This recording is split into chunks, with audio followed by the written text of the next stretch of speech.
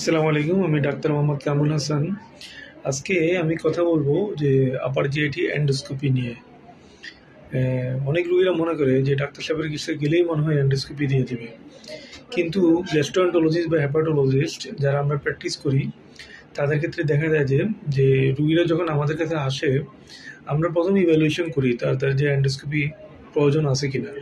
সাধারণত আমরা বলি যে যদি কোনো পেশেন্টের বয়স 50 বা 55 ইয়ার্সের উপরে হয়, তার সাথে যদি তার ডিসপেপসিয়া সিমটমস থাকে, যেমন ডিসপেপসিয়া সিমটমসগুলো কি, যে একটু খালি পেট ভরে দেয়, পেটের উপরের দিকে অস্বস্তি লাগে, পেটের উপরের দিকে ব্যথা করে, ভারী ভারী লাগে, অল্প খেলেই মানে ক্ষুধা নিবারণ হয়ে যায়, অথবা হচ্ছে অ্যানোরেক্সিয়া, এই ধরনের সিমটমসগুলো থাকে। আবার অনেক রোগীদের ক্ষেত্রে আমরা যদি কোনো অ্যালার্মিং সিমটমস পাই, যেমন তার ডিসপেপসিয়ার সাথে ওয়েট লস হচ্ছে, পেটের উপরের দিকে কোনো চাকা লাগতেছে, অথবা পেশেন্টের এনিমিয়া আছে, এই ধরনের সিমটমসগুলো পাই, অথবা তার হচ্ছে কালো পায়খানা হয়, এই ধরনের হিস্ট্রি দেয়, তাদের ক্ষেত্রে আমরা এন্ডোস্কোপি প্রেসক্রাইব করি। এছাড়া আরেক ধরনের রুগী আছে যারা ক্রনিক লিভার ডিজিজের রুগী, তাদের ক্ষেত্রে আমরা ভেরিসিয়াল স্ক্রিনিং করি যে তার হচ্ছে খাদ্যনালীর নিচের অংশে কোনো রক্তনালী ফোলা আছে কিনা, অথবা ফান্ডাল ভেরিক্স আছে কিনা, অথবা পোর্টাল হাইপারটেনসিভ গ্যাস্ট্রোপ্যাথি যার কারণে রুগীর এনিমিয়া হচ্ছে, এগুলো আছে কিনা আমরা দেখি।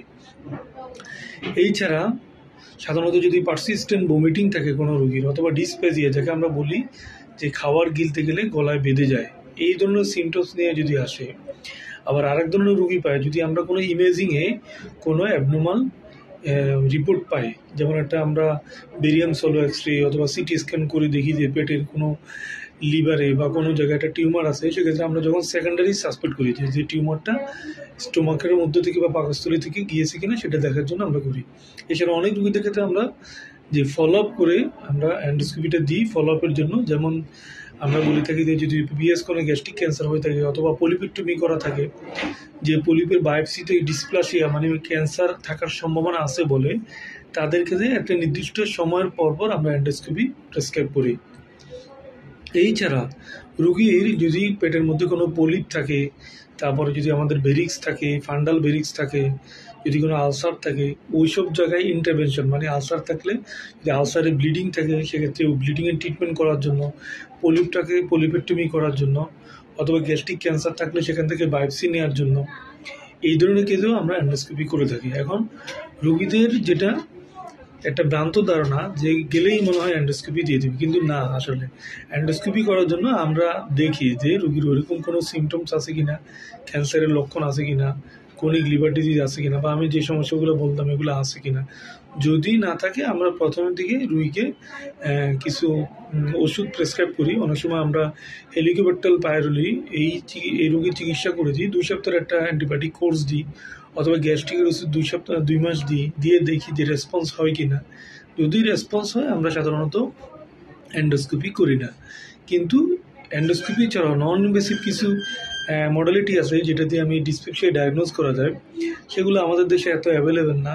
আবার যেটা হচ্ছে এগুলো অনেক কস্টলি, যেমন ইউরিয়া ব্লাড টেস্ট, তারপর হচ্ছে ফিকেল অ্যান্টিজেন করা, অথবা হচ্ছে আপনার বায়োপসি করে আমরা গোল্ডেন স্ট্যান্ডার্ড যেটা বায়োপসি করে হিস্টোপ্যাথোলজি করা থেকে হিস্টোপ্যাথি আছে কিনা সেটা দেখা, অথবা কোনো রুগীর গ্যাস্ট্রোপ্যারেসিস আছে কিনা সেটার গ্যাস্ট্রিক মোটিলিটি ফাংশন দেখা, হ্যাঁ, মায়োগ্রাম করি অনেক সময় আমরা, যে এগুলা দেখে ডায়াগনোজ করা যায় যে গ্যাস্ট্রোপ্যারেসিসের কারণে যে ডিসপেপটিভ ফিচার কিনা সেগুলো দেখা। সো এগুলো আমাদের দেশে অ্যাভেলেবেল না, এই জন্য আমাদের কাছে সবচেয়ে ইজি প্রসিডিউর হলো অ্যান্ডোস্কোপি। যে অ্যান্ডোস্কোপি করেই আমরা প্রাথমিকভাবে একটা আইডিয়া করতে পারি যে পেটের ভিতরে কোনো সমস্যা আছে কিনা। এছাড়া আমাদের কাছে সাধারণত আল্ট্রাসাউন্ড দিয়ে আমাদের কাছে পসিবল না যে পেটের স্টোমাকের ভিতরে কোনো কিছু দেখা, বিকজ অ্যান্ডোস্কোপি আমাদের কাছে মানে সবচেয়ে ইজি এবং হচ্ছে প্রসিডিউর, এবং এটা সেফ প্রসিডিউর।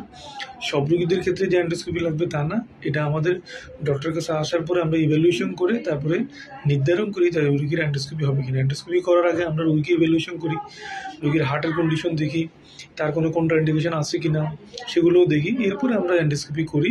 অ্যান্ডোস্কোপি করার জন্য আমরা বলি যে এটা আপনার ঘুম পাড়িয়ে করা যায়, অজ্ঞান করে করা যায়, অ্যানাস্থেসিয়া দিয়ে করা যায়, আবার অ্যানাস্থেসিয়া ছাড়াও করা যায়। এটা রুগীর কন্ডিশন অনুসারে অনেক সময় রুগী আমাদেরকে ইচ্ছার অনুসার উপর ডিপেন্ড করে যে রুগী কী চায়, সে কি অজ্ঞান করে যায় না অজ্ঞান করে চায় না, সেক্ষেত্রে রুগী যেভাবে বলবে আমরা ওইভাবে অ্যান্ডোস্কোপিটা